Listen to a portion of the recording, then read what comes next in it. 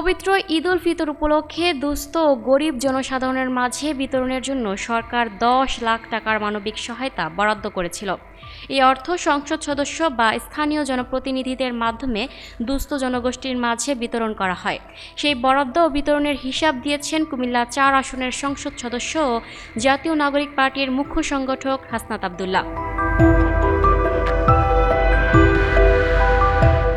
বুধবার 24শে মার্চ রাতে নিজের ভেরিফাইড ফেসবুক আইডিতে দেওয়া স্ট্যাটাসে নিজ আসনে বরাদ্দের এসব অর্থ বিতরণের পূর্ণাঙ্গ তালিকা জনসমক্ষে প্রকাশ করেছেন সংসদ সদস্য হাসনাত আব্দুল্লাহ।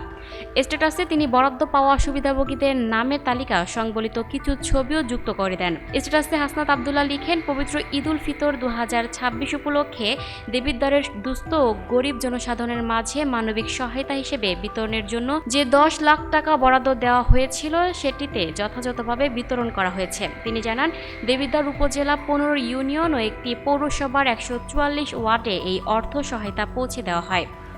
ব্যক্তিগত তথ্য নিরাপত্তার জন্য এনআইডি ও মোবাইল নম্বর ঢেকে দেওয়া হয়েছে। প্রশাসনিক অনুসন্ধানের জন্য যে কোনো তথ্য উন্মুক্তযোগ্য। কুমিল্লা 4 আসনের এমপি আরও জানান, এই বরাদ্দ কার্যক্রমের আওতায় তালিকায় অন্তর্ভুক্ত 1000 ব্যক্তিকে নগদ 1000 টাকা করে মোট 10 লাখ টাকা দেওয়া হয়েছে। এছাড়া একই তালিকার অবশিষ্ট 500 জনকে ব্যক্তি উদ্যোগে ঈদ সামগ্রী পৌঁছে দেওয়া হয়েছে। এসব অর্থ ও সহায়তা বিতরণের ক্ষেত্রে কোনো ধরনের রাজনৈতিক পরিচয় বিবেচনা করা হয়নি উল্লেখ করে হাসনাত জানান, প্রতিটি ওয়ার্ডের সবচেয়ে সুবিধাবঞ্চিত মানুষের কাছে এই সহায়তা পৌঁছে দেওয়ার চেষ্টা করা হয়েছে।